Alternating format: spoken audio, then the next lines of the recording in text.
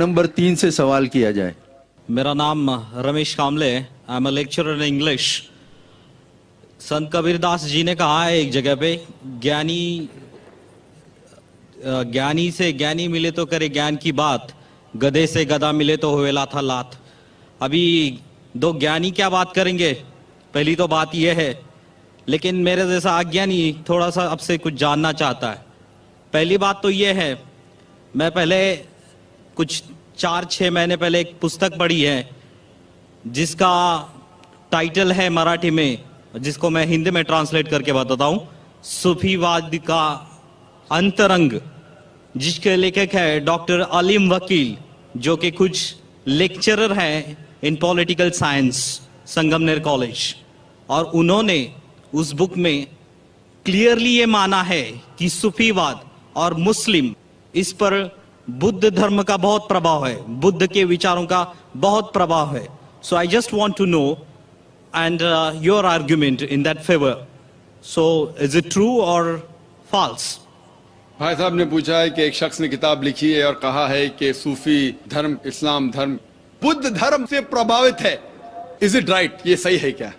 पहला चीज, इस्लाम को जानने के लिए आपको तहकीक करना चाहिए। इस्लाम की किताब के बारे में सबसे अव्वल किताब है कुरान। जो मैं कहता हूं इस्लाम में, वो कोई मानी रखता ही नहीं। डॉक्टर जाकिर नाइक की जीरो इन इस्लाम। इसीलिए मैं तकरीर में कहता हूं कि मैंने कह रहा हूं कुरान में लिखा है चैप्टर 5 वर्स नंबर 90 में शराब पीना हराम है। जो आप शख्स का जिक्र कर रहे हैं, मैं उनके बारे में कभी पहले सुना नहीं।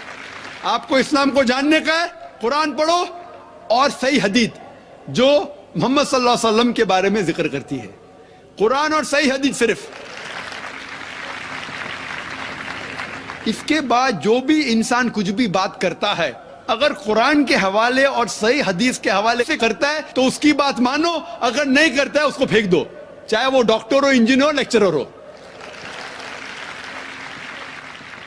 इसीलिए डॉक्टर जाकिर नाइक, मैं खुद शून्य हूं, जीरो। इसीलिए तकरीर में जब मैं इस्लाम की बात करता हूं तो कुरान का हवाला देता हूं, सही हदीस का देता हूं।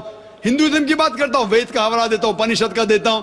क्रिश्चियनिटी क्या करता हूं, बाइबल का देता हूं। जो आप जिक्र कर रहे, जो किताब का मैं कभी पहले सुना नहीं हूं, लेकिन इस बात को मैं मानता हूं, ये कहता हूं कि बुद्ध धर्म और इस्लाम में यकसानियत है।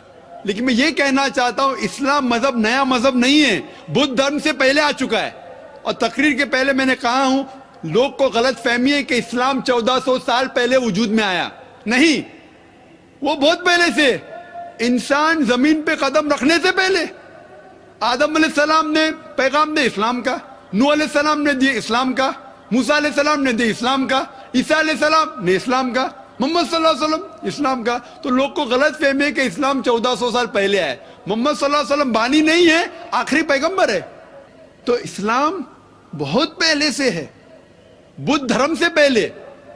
कुछ लोग कहते हैं कि क्या बुद्धा अल्लाह के पैगंबर है, उनका नाम से जिक्र कुरान में नहीं है। तो मैं नहीं कह सकता हूं है क्या, नहीं हो भी सकते, नहीं भी हो सकते, मैं नहीं जानता हूं। लेकिन अगर है भी तो उस वक्त के लिए थे, उन लोगों के लिए। कुछ बातें यकसा होंगी, कुछ बातें, और मैंने उसके पर तकरीर की है। उसका मतलब यह नहीं कि इस्लाम उससे प्रभावित है। तो मैं ये कहता हूं कि अगर मानवी लोग के गौतम बुद्ध खुदा के पैगंबर थे, वो उस वक्त के लिए थे, उन लोगों के लिए थे, आज के लिए नहीं। आज हमें मानना चाहिए आखिरी कलाम कुरान और आखिरी पैगंबर मोहम्मद सल्लल्लाहु अलैहि वसल्लम, वो सारे इंसानियत के लिए, चाहे आप हिंदुस्तान में रह रहे, अमेरिका में या इंग्लैंड में।